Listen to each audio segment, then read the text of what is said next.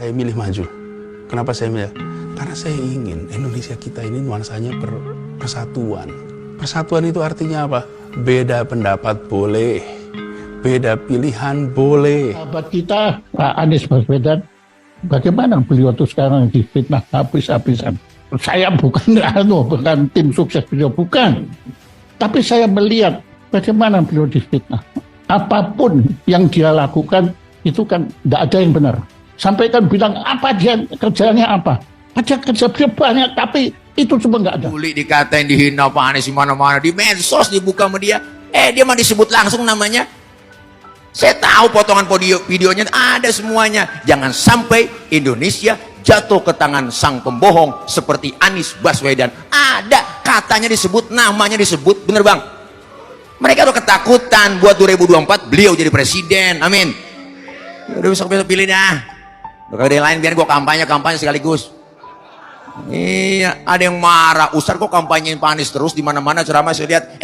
Gue bukan kampanyein, gue promoin. Kalau kampanye tuh udah ada pasangannya. Bener. Ada calonnya, wakilnya ada. Ini kagak. Gue promoin, gue iklanin. Nggak pakai diiklanin, gue Pak Anies sudah naik atas, elektabilitasnya naik. Bener bang? Iya. Wah, kan deket sama ulama, beliau luar biasa. Pengajian-pengajian, jadi semua Jakarta udah vaksinasi semua, 90% bahkan 100%. Makanya buka pengajian-pengajian, majelis taklim kata beliau, Masya Allah. Makanya yang nyinyir antepin aja Pak.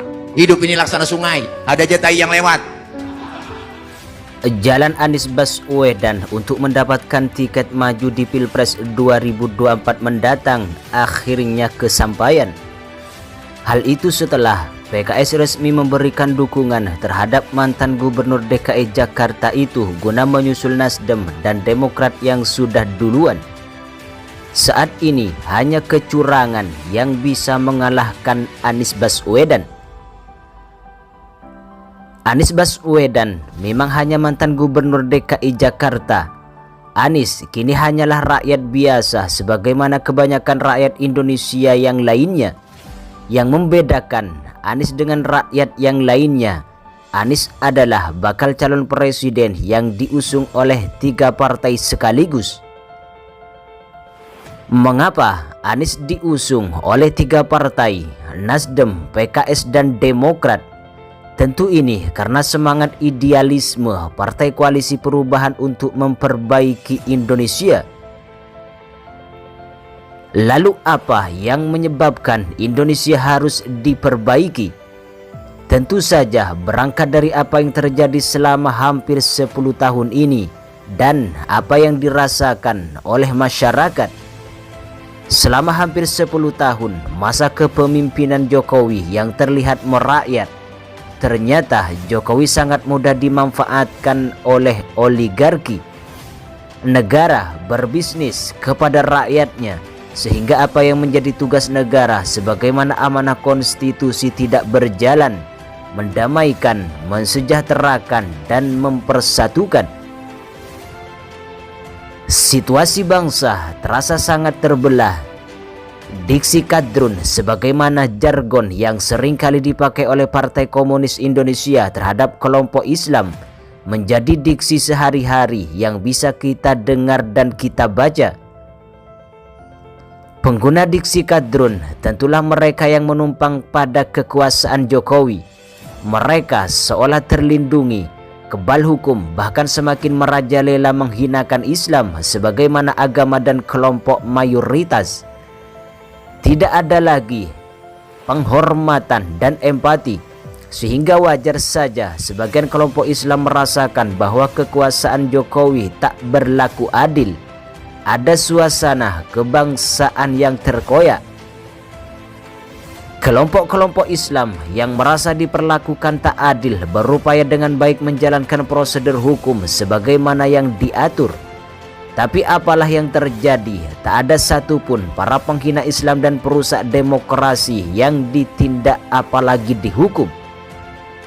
Begitu juga dengan kelompok masyarakat lain yang merasa diperlakukan tidak adil dan bahkan dari kelompok-kelompok agama non-muslim yang selama ini juga tidak mendapatkan perhatian. Mereka merasa sebagai kelompok yang dipinggirkan. Meski ketika pemilu mereka adalah para pemilih Jokowi, sebagaimana yang pernah disampaikan oleh masyarakat Hindu Tamil di Jakarta ketika dibangunkan Anies tempat ibadah untuk mereka. Sebagai rakyat yang masih mempercayai pemerintahan, tentu kami percaya bahwa Jokowi hanya dimanfaatkan oleh kelompok-kelompok yang selama ini mengelilingi Jokowi. Ada harapan di masa terakhir kepemimpinannya, Jokowi bisa menjalankan kembali apa yang menjadi janji politiknya dan tugasnya sebagaimana yang ada di dalam Undang-Undang Dasar tahun 1945.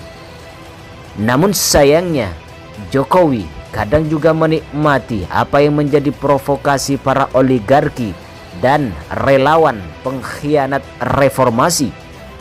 Kita doakan Jokowi kembali kepada konstitusi dan janji politiknya, mensejahterakan rakyat dan mewujudkan keadilan, sehingga berakhir dengan husnul khotimah. Menjelang pergantian kepemimpinan nasional 2024, tampaknya pertarungan antara kejujuran dan kecurangan terlihat begitu telanjang. Kontestasi kepemimpinan yang seharusnya menggembirakan dan berlangsung sehat ternodai dengan perilaku-perilaku culas dan curang, sehingga terjadi suasana yang diciptakan mencekam dan berpotensi adanya kegaduhan, sebagaimana yang disampaikan oleh mereka yang bisa dikategorikan para teroris konstitusi dan pembajak konstitusi. Ada upaya dari para teroris dan pembajak tersebut untuk menodai UUD 1945 dan peraturan lain tentang pemilu dengan gagasan Jokowi 3 periode.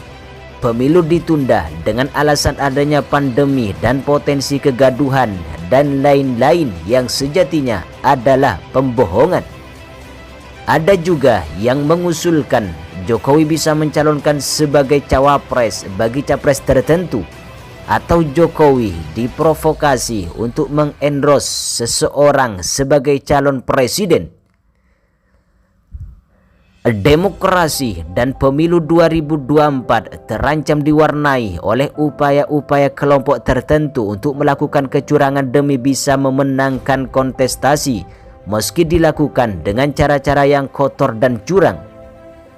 Musuh penegakan demokrasi kita saat ini adalah kecurangan yang dilakukan oleh kekuatan tertentu untuk mempertahankan cengkeramannya di dalam kekuasaan.